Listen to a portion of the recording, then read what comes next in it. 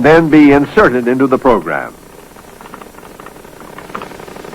Recorded. The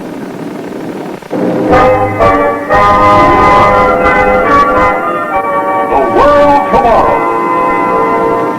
The Worldwide Church of God presents The World Tomorrow with Herbert W. Armstrong. Preview coming up. In the early days of video editing, the magnetic tapes were cut and spliced by hand. Today, all of this is done electronically with computerized editing equipment, and the end result is a more sophisticated product.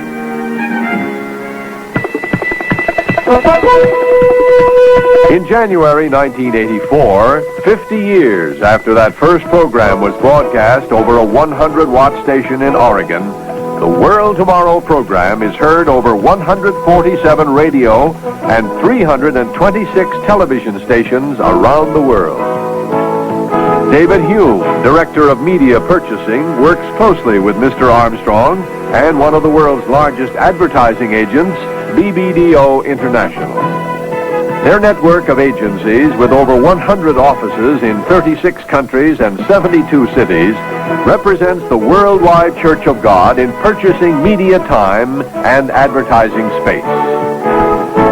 In 1982, a version of the television program, subtitled in French, was broadcast by Radio Television Luxembourg and later by Television Monte Carlo. And then, in the first week of 1984, exactly 50 years after Mr. Armstrong began making regular programs, The World Tomorrow was beamed with Italian subtitles to the people of Italy. Every Sunday morning on over 200 stations around the United States, Mr. Armstrong announces the Watts line number, by which listeners and viewers can telephone their requests for literature directly. Dozens of operators are standing by. So great is the response that extra lines have had to be installed. An all-time record of 13,873 calls were received in response to the telecast Revelation, Catastrophic Event, aired on the weekend of January 21st, 22nd, 1984. It would not be possible to process the thousands of requests for Plain Truths and other literature without the modern equipment in the mail processing department. Operators at computer terminals can process the millions of requests for literature each year while still maintaining the individual attention that Mr. Armstrong has always insisted on since the days that he and Mrs. Armstrong worked together in the little office in Eugene. The second part of the three-point plan was to publish a magazine.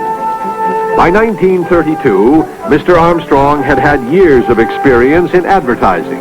He knew the power of the printed word. He had learned how to grab the reader's attention with a striking headline and to write compelling copy that would drive home the message.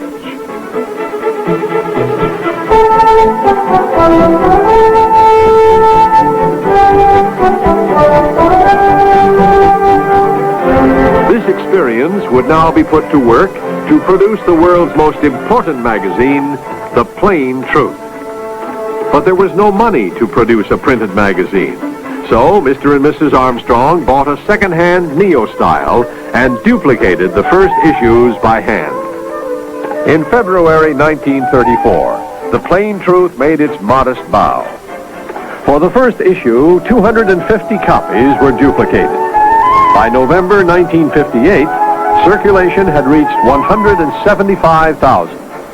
July 1967, the 1 million mark was passed. Worldwide circulation in 1973 stood at more than 3 million copies. And now, in February 1984, after 50 years of publication, The Plain Truth has a circulation of 6.4 million worldwide. If each page of the February issue alone were laid end to end, it would nearly stretch around the earth at the equator. Placing these magazines one on top of the other would make a stack taller than Mount Everest.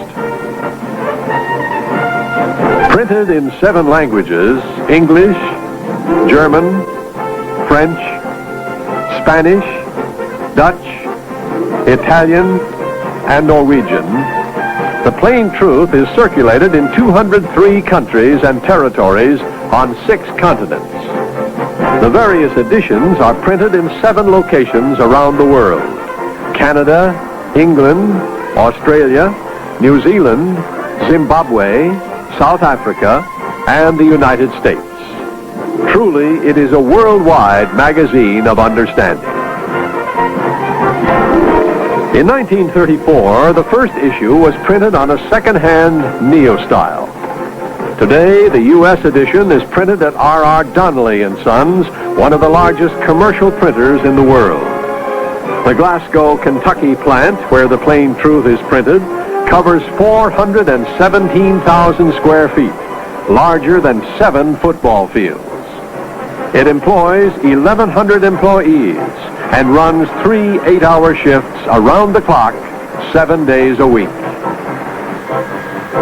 In commemoration of the 50th anniversary of The Plain Truth, Editor-in-Chief Herbert W. Armstrong flew to Glasgow, Kentucky to observe the printing of the special anniversary issue. Mr. Armstrong, who has been involved with the publishing business since 1908, then took a tour of the press facilities.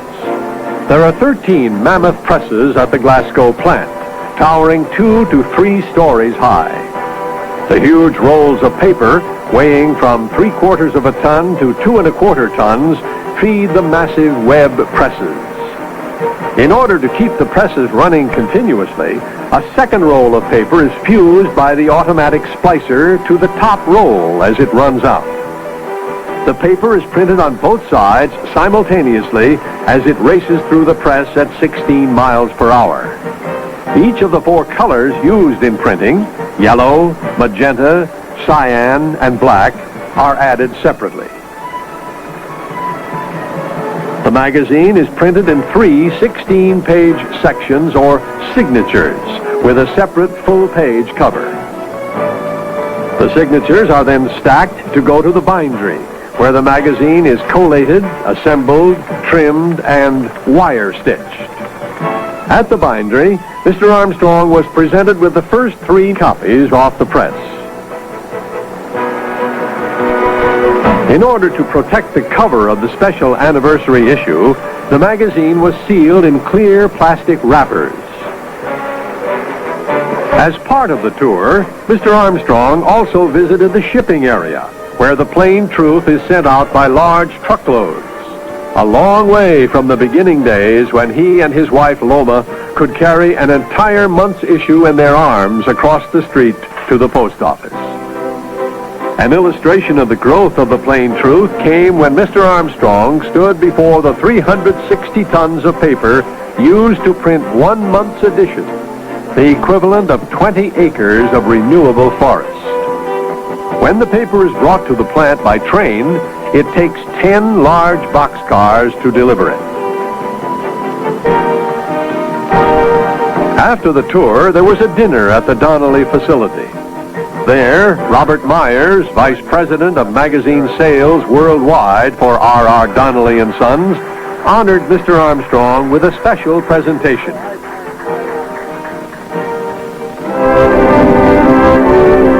The third part of the original 3-point program was personal campaigns. Little could Mr. Armstrong have realized that these small public meetings in the towns and cities of Oregon would one day lead him to stand before kings and leaders of great nations and to preach the gospel of the kingdom of God to large audiences in cities many thousands of miles away from the peaceful Willamette Valley. And today, you know that several nations, several smaller nations, have nuclear weapons. And they could start it, and it would go to Russia and the United States and the big nations, and finally there wouldn't be any humanity left. Most of us are asleep, and we don't realize what's going on all over the world. Why do we have these problems? Why these troubles? But just before this passage in Matthew 24 that I told you about, verse 14 says that when this gospel of the kingdom is proclaimed